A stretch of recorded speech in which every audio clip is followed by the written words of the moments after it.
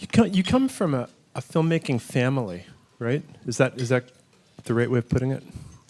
Yeah. Yeah. I guess technically it starts with somebody who I'm not genetically related to, technically, but I grew up with Mickey Moore sort of functioning as my grandfather of sorts, and that's only because my mom was his script supervisor, and he. It's an awesome story. Let me just tell you all about it. He was actually a prop man, and then Cecil B. DeMille liked him so much that he wrote a letter to the DGA to get him in to be his first assistant director.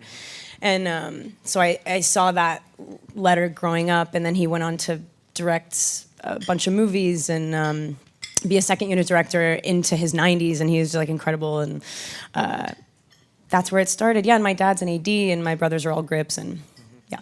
And your mom is, yeah.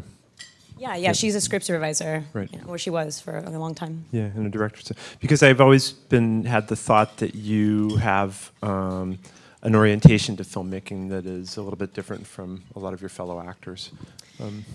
Yeah, I mean, everyone's drawn to it for different reasons. I really loved. I wanted to know where my parents were for 18 hours, and and it was always like. Exciting, and they always came back like tired, but like it was so worth sleeping 6 hours and getting up to do it again. And they had weird stuff in their pockets, and they smelled like they'd been 1,000 places. And I was like, "What happened? Your jacket is freezing. It's not even cold here." I love the idea that there's all these people protecting something really precious and hard to define, and the only way to define it is to get to the end of this thing, you know? Because for a lot of, I think that for you, you were saying something the other day when we were talking, this I guess was during the Certain Women press conference, right? When you were talking about wanting to work with certain people, collaborators, specifically directors, I think, that's what attracts you as opposed to like, I want to play this character.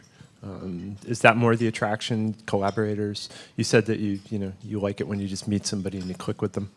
Yeah, I've really rarely been wrong about those feelings. Like I always like come crashing down if I meet somebody like who I like and we don't love each other. I'm like, wait, you tricked me. You're a crazy person. You're a sociopath, and.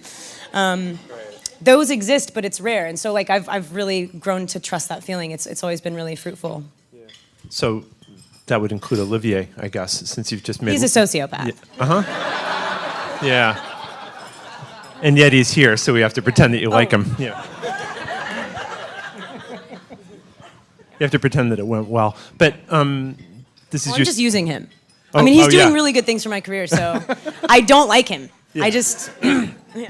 You're just climbing the ladder. Yeah. He's a stepping stone. I get it. Yeah, okay. So this is your second film with Olivier. Your first one, you were here at the New York Film Festival 3 years back with Cause of Sils Maria. And what's the difference between the two different experiences, the two different movies? They're two different kinds of movies, I suppose. Yeah.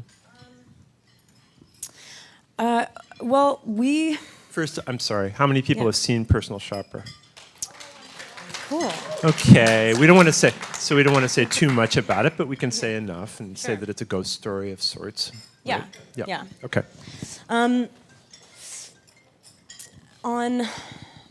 On Sils Maria, I felt there are certain parts that I want to play because I see it, and it's either that I see it so clearly that I feel like I can just do it in my sleep, and that it is something that makes sense to me to the point where I'm like, well, it would be silly to not just do it. But the ones that are really exciting are ones that perplex me. And I'm like, oh man, I'm terrified of this. I don't even know why I'm drawn to it. On Sils Maria, I really thought it was the first thing until I started doing it. I was like, I know this world. I understand like what it takes to service an artist and admire something and then be caught up in it and kind of, not lose yourself, but just sort of like facilitate another thing. But then it turned into what he does, stymingly well is that like all of this invisible stuff started rising to the surface, and I was like, oh my God, Olivier, did you have any idea? And we don't talk a whole lot when we're shooting. All of his work is like so evident in the script and but these things just kind of blew my head off, and then I looked at him differently at the end of the movie as opposed to throughout. Throughout, I was always staring at him to see any indication that he actually created this. I'm like, oh, this came from you, but like what? And yeah, and then but then on Personal Shopper, I knew him, you know, and I don't know. There's like this. It's the worst when you can't define something because it seems like it's nothing. It literally.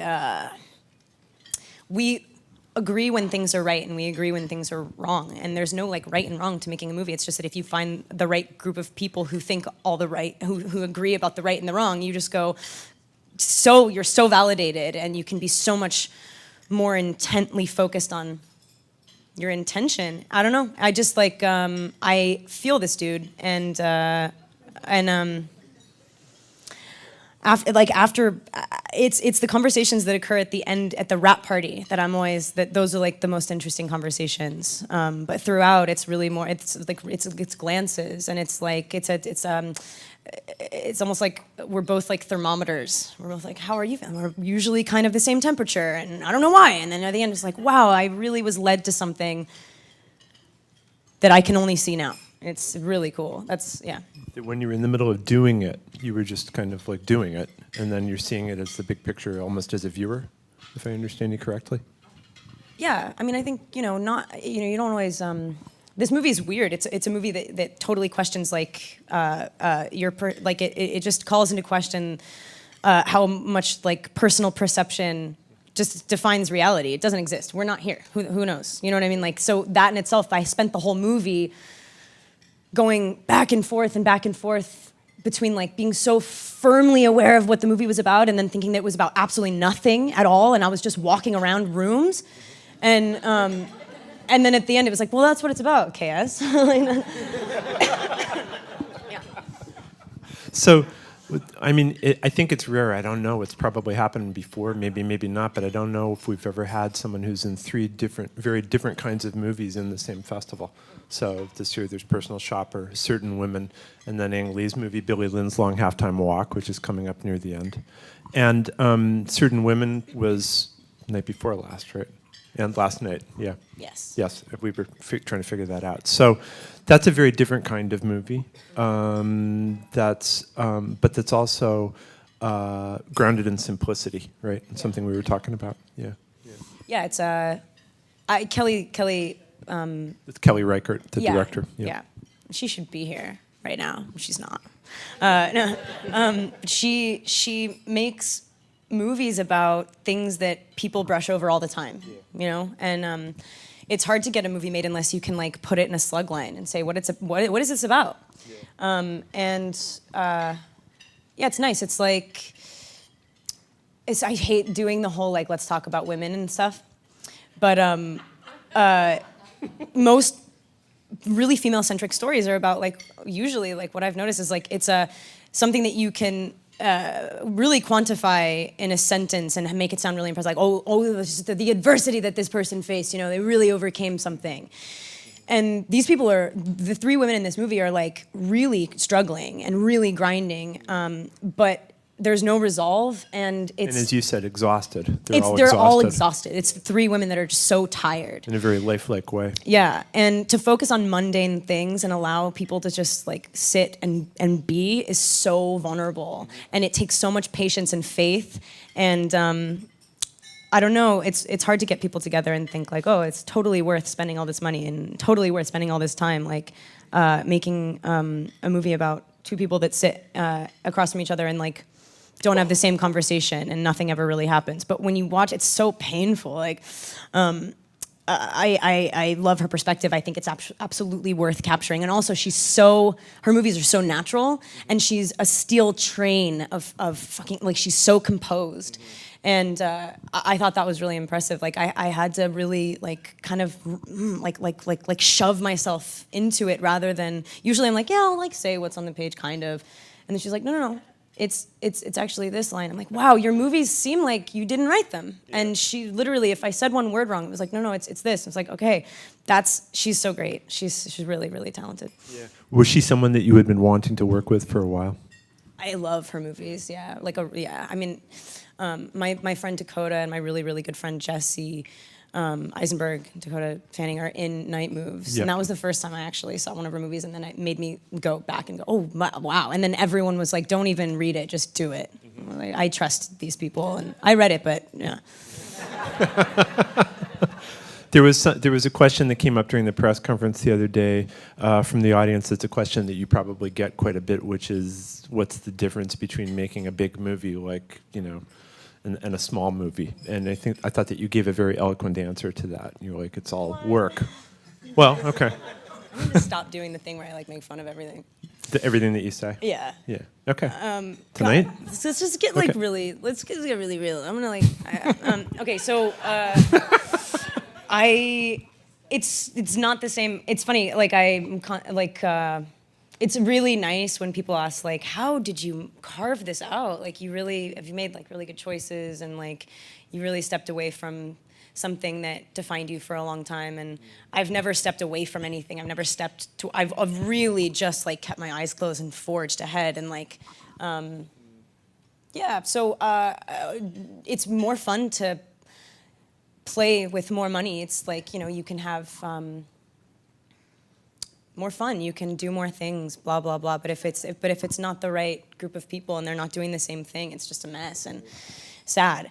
And I've, like I said before, only been let down a couple times in terms of like who I've been drawn to, and then looking at the experience. Like, who knows like how the movies turn out, whatever. But like, I've only had bad experiences making stuff a few times, and some were big, some were small. It's just not. Yeah, it's just not. It depends on who the people are. It's not the nature of the machinery. Yeah.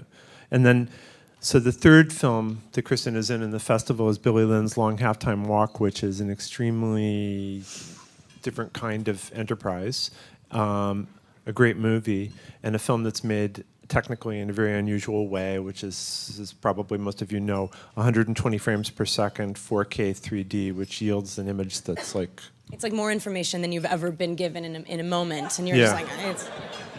Yeah, and that was, the cameras were enormous, right? Yeah, I was so out of my element. It was really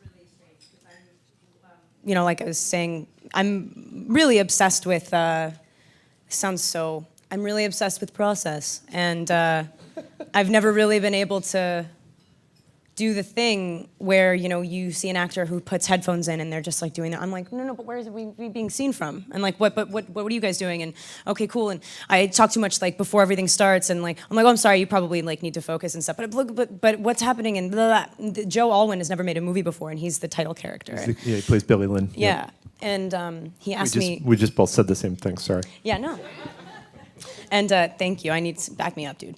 And he often would be like asking questions, and I just had no answer. Usually I'm like, I love working with first-time actors. I'm like, hey man, especially when they're curious, you're like, oh yeah, let's fucking talk about it. And I was like, I have no idea what's going on. I don't even know what that thing is. Like that camera, I'm like looking like directly into the lens, it's like... Which doesn't look like a lens, right? Aren't they just big... It's a big black box. With yeah. Two big black boxes because it's 3D. It's weird. You don't see two different boxes. They're behind the black thing. I don't know. It's like, it's really weird.